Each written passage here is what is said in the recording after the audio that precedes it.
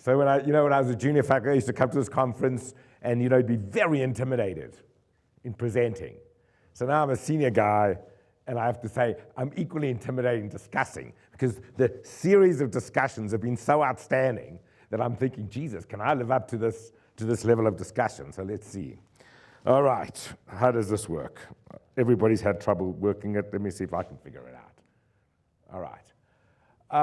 Okay, so the paper starts with the first paragraph, and it's all about my paper. So, when a paper starts that way, it's hard not to like the paper, although I have to say that I wish the authors had read my size paper a little bit more clearly. So in the 1995 paper on size, I make the point that size and book-to-market related variable will capture anything that causes the return to be different, okay? Now, I personally still believe, even after all these years, that risk determines return. So in that paper, I emphasize risk. But if I'm wrong about that, it doesn't make any difference. Book to market captures it, right? And bonds are a particularly easy place to see this.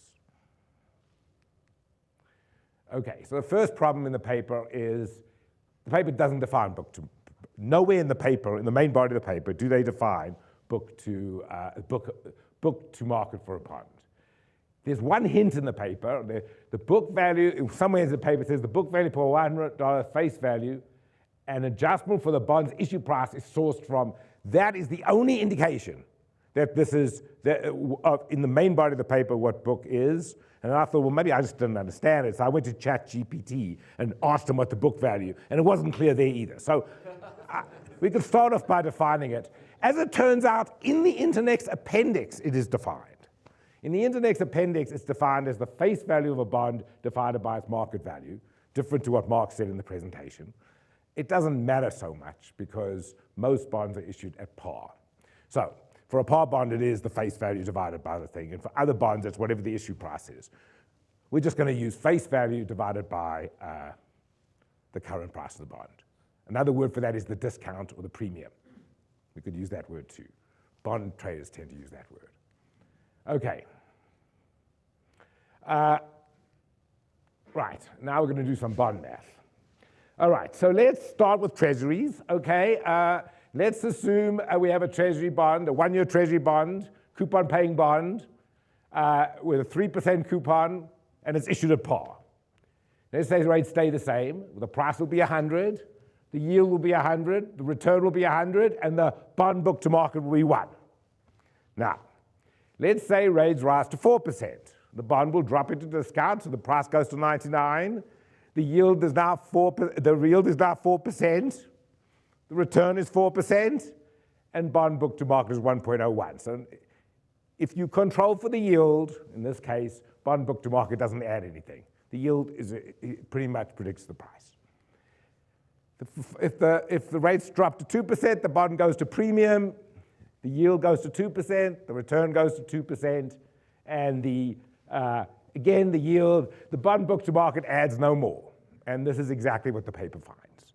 For treasuries, bond book to market doesn't show anything. Okay. Now, let's go. There's actually an example in Peter and Ma's textbook that I used, because we use this in the book. Okay, so I changed that example. But let's say, same thing, the Treasury has just issued a one-year 3% coupon bond. The Avant Corporation has an annual 3% coupon bond outstanding with 1 year left. If Avant defaults, we're going to assume the recovery rate is 90%. And if there's default risk, it carries a risk premium of 1%. So let's go through the possibilities. No chance of default. So there's no chance of default. We're back in the old world. It's a 3% yield bond, the return is 3%, and book to market is 1. Now, let's go to the case where we know for certain it will default. What happens there? Well, the price is 90. The yield, for those of you that don't work in bonds, remember yield to maturity is always calculated using the face value of the bond. So the yield maturity in that case is 14%, and the return is 3%. So yield does a terrible job in this particular case, explaining returns. And bond book to market also does a terrible job. The good news for them is they threw all of this data is thrown out of the data set. right? Any bond at default, they have removed all their prices from the data set. So we don't have to worry about that case. Okay. Now, let's talk about the risky case. So now we have a bond, there's a 50% chance of default. So if it's a 50% chance of default, the price is, and so now it's going to be a 1% risk premium. So then the price is 92.79. The yield is still not a very good measure because the yield's still using the face value, so the yield's 11%. The return is 4% of the bond, and bond book to market is 0.08. So neither bond book to market nor yield do a particularly good job, but they have a higher number, right? So they are indicating that it's no longer 3%, the bond is now producing 4%. So in this case, both of these variables will, to some extent, predict return, and then which one predicts return will depend on the nonlinear effect. And this is the box of the paper, right? That's the box of the paper. So now, the first thing you have to worry about when they did all these quintile things, right? So I asked Berk to please give me the regression results, just straight from a French regression. Book to market, the book to market on one side, the return on the other side, book to market on the other side, plus all the extra stuff. And so this is the regression, but still using this quintile 5 thing for, look at the final column, still using quintile 5. Finally, he provided me with the regressions, just the straight regression, okay, with nothing. What you see is the effect is still there, not surprisingly. We're supposed to see the effect. What you see, though, is that there is the so-called other variables that don't matter, okay? And you would expect those variables to matter because the book to market isn't going to capture everything, right? There's going to be stuff left over, and the other variables are going to explain that. And that's what you find. Now, the main point of the paper is this is behavioral. Now, going back to my original paper, the point in that paper was the fact that book to market matters doesn't tell you anything of why it matters, right? So in this case, the fact that you find book to market to matter, yes, it matters because it should matter. We don't know why it matters. It could be that we're measuring default risk, or it could be that there's something else going on. You can't tell the difference. The main evidence they have is that the story depreciates over time, but of course that's going to be true in the world where default risk matters, because if you use that old signal, the information is stale, and of course the more stale the information is, the more likely it will not be a good predictor. Okay, so with that said, let's think about some more of these issues. The other argument they have for mispricing is this, they just say the spread is so big. I don't know where they get that from, it's just too big. And one in particular, they say it's much bigger than the yield spread. But the yield and the book to market are exactly the same thing. They're just transformations, right? The yield is it uses the fact that the price is discounted or premium, but mostly, I should say that. Remember, all of this is discounts, because I just showed you. In the Treasury bond case, it doesn't matter. So there are two reasons the bond could go to premium and discount. One is interest rates change, but the interest rate change is captured by the Treasury case. And as they pointed out, in the Treasury case, they found nothing.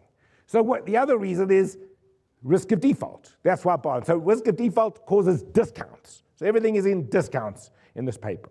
I mean, one of the puzzling things is the only thing that matters is default. So that when they say something like we only have 0.02% of our bonds are in default, that's a big problem.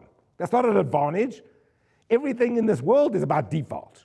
So I don't understand how a comprehensive data set could have so little default.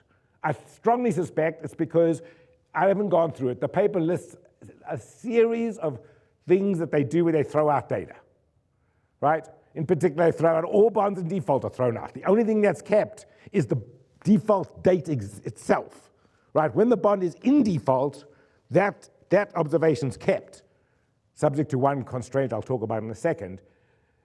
That puts a hell of a lot of emphasis on that one observation, right? That all the information at default is in that observation because they've thrown out all the other observations, right? And so that's probably the reason why the numbers is so small, 0.02, but it's without default, then there's nothing to do here. It's not like a stock where you don't know what the cash flows are going to be. Here you know exactly what the cash flows are going to be if there's no default.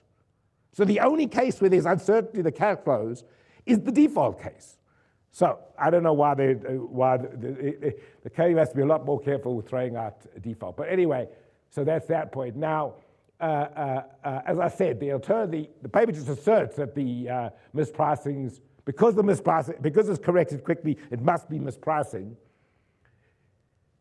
There's a lot of talk in the paper about the fact that that to get this, you have to move in and out of the quintiles a lot. That doesn't square with the fact that I just showed you the regressions. If you don't do the quintile regressions, you get exactly the same results essentially. So it can't have that much to do with bonds moving in and out of quintiles. Okay. Why is this not working? There we go. Okay, so let's talk about, as I've already said, the paper minimizes the role of default, but default's the only important variable, so it's not something you want to minimize. One of the important points in this paper that they need to think about is they implicitly assume that a bond that's close to default has more risk. There's no reason to make that assumption, right? It could be the case that when you're close to default, you know the chance of with a lot of information that it's probably going to default, which means it's a low risk bond, not a high risk bond, right? So you have to be very careful what you mean by where risk is calculated in the bond market. Okay. There's a methodological issue in the paper, which is the following, which is, okay, so a kind of interesting, I have to say, an interesting way of thinking about it, because the paper has to deal with the fact that there aren't a lot of transactions in bonds. So how are you going to get returns? And so they come up with a pretty neat idea, which is to say, we'll just, under the null hypothesis, they are right.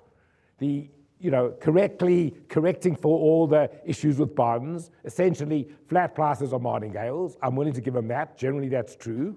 And so you could calculate the monthly price by just saying, okay, well, I'll just take the first transaction of the month, the last transaction of the month. There's one issue with that, though. Generally, when we calculate a return, we use, from month to month, we use the same time period for the end of the last month, the beginning of the first month, the next month. That's pretty important, so we don't miss any information. Not in this paper. They use the first transaction to the last transaction within the month to define the monthly return, meaning they've missed all information from the last transaction of the month to the first transaction of the month. In particular, what if the bond defaulted in that time period? That's critical. Now, I point this out to them. So in the paper, they say, this is how they calculate it. When Mark made the presentation after I pointed it out to him, so all of a sudden, apparently, that what they said in the paper isn't right, that he used a different method to calculate default. It isn't what it says in the paper. But that is an issue to worry about. Even without default, you're missing information in that time period. So I think if they're going to do this, then they should at least go from, let's say, the last transaction of the month to the last transaction of the month each time, so that they don't miss that information. Okay? Now, okay, with that said, say you corrected for the fact that you're missing this piece of information, we still have another issue here, which is, it's true under the null of full rationality, it's true that the flat price is a martingale, approximately. And that's fine if your objective is to reject the null. But that's not what's happened here. We're not rejecting the null, right? But then they want to go to the alternative, which is a behavioral explanation. The problem is if you go to the alternative, you no longer have the null that the flat is a martingale. So you can't actually look at the alternative under the assumption of the martingale part of the flat. So that's a methodological issue that they have in the paper. Okay, I said this already. I don't really understand why they have to throw out the returns of the bonds when the bonds are in default. That's important information. They should just leave that in the data set. Okay? So my advice for the paper is start with a model of book to market. I mean a real model, right? So you model out what would the book-to-market be under the null hypothesis of rational markets. You are going to get that it's highly predictive, of course. It's like the discount in a bond predicts the return. I don't think anybody in this room would be in any way surprised by that fact, okay? Formally derive the implication of that model, test to see if it can be rejected, and if you're going to reject the idea that it's rationality, you need an alternative, and show us that the alternative is the thing. You can't just make a statement that, oh, well, it reverts very quickly, so it must be a behavioral explanation. That's what I have to say.